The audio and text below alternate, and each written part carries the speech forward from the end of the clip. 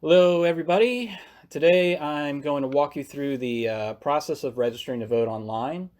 And on your screen here on top of the PVCC votes page, we have the link to the Virginia Citizens Portal right here, which is our link for everything we need to get registered and vote in Virginia. So let's go ahead and click on this here. Here we are on the Virginia Department of Elections page with all your links right here, and today we will be registering to vote. So first we'll have a list of requirements here for what you'll need in order to register online. You need the driver's license or state ID card. You must be a citizen of the United States, be a resident of Virginia, be 18 years old on or before the next general election. So if you're 17 now, but you'll be 18 by November 3rd, we can register you today.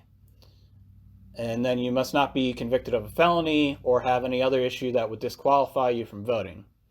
If all that's in order, you're ready to go. First name, last name, and then most of us will be using our driver's license ID, and that customer identifier number right there at the top is what you're going to be putting in. So we'll fill all that out, and then we'll hit next. So on this page, you'll put in your social security number and your date of birth, and check this box that's just certifying you're accessing your own records and not someone else's, and you consent to the DMV signature to be used to register to vote. And then we'll hit next. So on this page, we're just confirming our eligibility to vote with a couple questions. Are you a citizen of the United States? What is your residency status? Are you a legal Virginia resident? Are you currently registered to vote in any other state? And have you been convicted of a felony or any other issue that would disqualify you from voting? So we'll answer all these questions and hit next.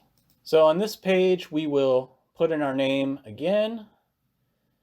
You can choose a suffix or click that you don't have one. The gender question is optional if you'd like to fill that out.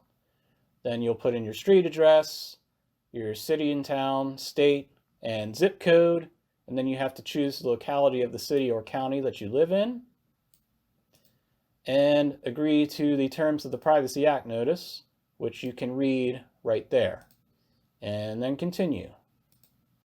The next page is for someone who requires using a P.O. box to protect their identity. There's a list of reasons that someone may qualify for that. The majority of us will just need to hit that I do not legally qualify and continue. This page is for active duty servicemen and women and their spouses who may be absent from their voting district on election day. And if this does not apply to you, you can just hit neither and continue.